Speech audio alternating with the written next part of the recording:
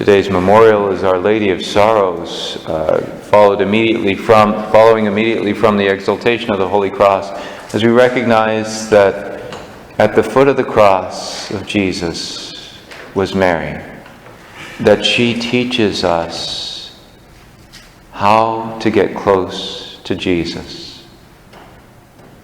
I remember several years ago as I was praying through time at the foot of the cross, I had this, I won't say it's a vision, but this image that went through my mind as I was praying through this Lectio Divina. And I saw myself there at the crucifixion, and I said, okay, I'm going to go get close to Jesus. And as I tried to get close to the cross, the Roman soldiers pushed me back and knocked me over, and I rolled down the hill. I couldn't get close to him on my own.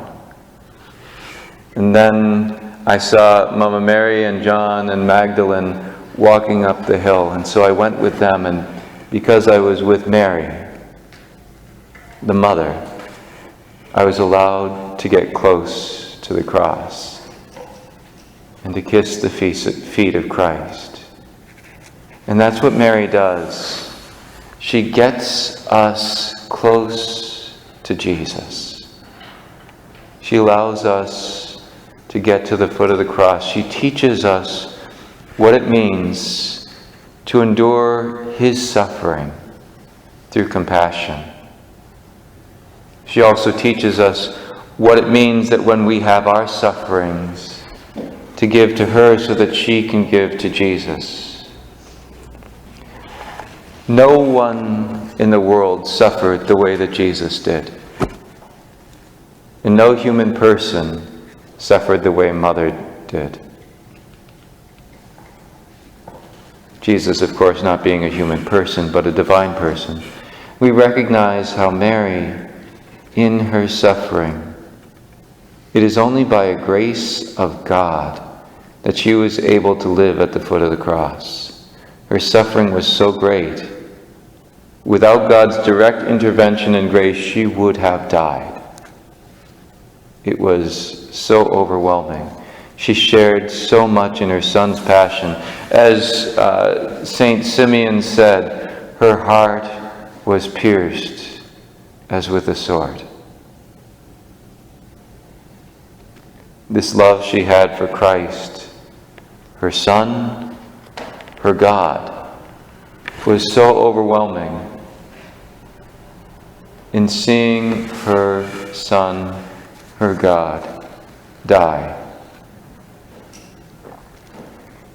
I remember when I was a sophomore in college, I was at UNH about 45 minutes from my parents' home, and I had a bleeding issue that came about, and I'm trying to figure out what's going on. It was a Sunday, health services at UNH was closed, and so I was like, what do I do? What do I do? What do I do? What do? You call Mom, right? So I called my parents and told them there were troubles, and my parents were there in about 30 minutes. Note I said it's about 45 minutes from Concord. They flew there down Route 4, and then they brought me back to Concord to the emergency room where they were able to discover what was going on and stop it. But in the midst of everything, as I was losing blood, I remember just being so much at peace. So much at peace. I says, well, wherever God wants me to go, whatever He wants to do with me, I'll be at peace. My parents were not at peace, right? My parents were freaking out. They were over the top, what's going on, what's going to happen, all this stuff, but I was very much at peace. But it was that compassion that they had, that love, that brought about that suffering. The direct suffering that I had was actually very minimal compared to what they went through. And Mary's heart was so compassionate for her Son, for her God. Can we get some sort of glimpse into her heart and what she experienced at the foot of the cross. And I know so many of you, as parents, as grandparents, your hearts are torn apart. It's like they're pierced with a sword when you look at how your children, your grandchildren, other relatives or friends are far from the Lord.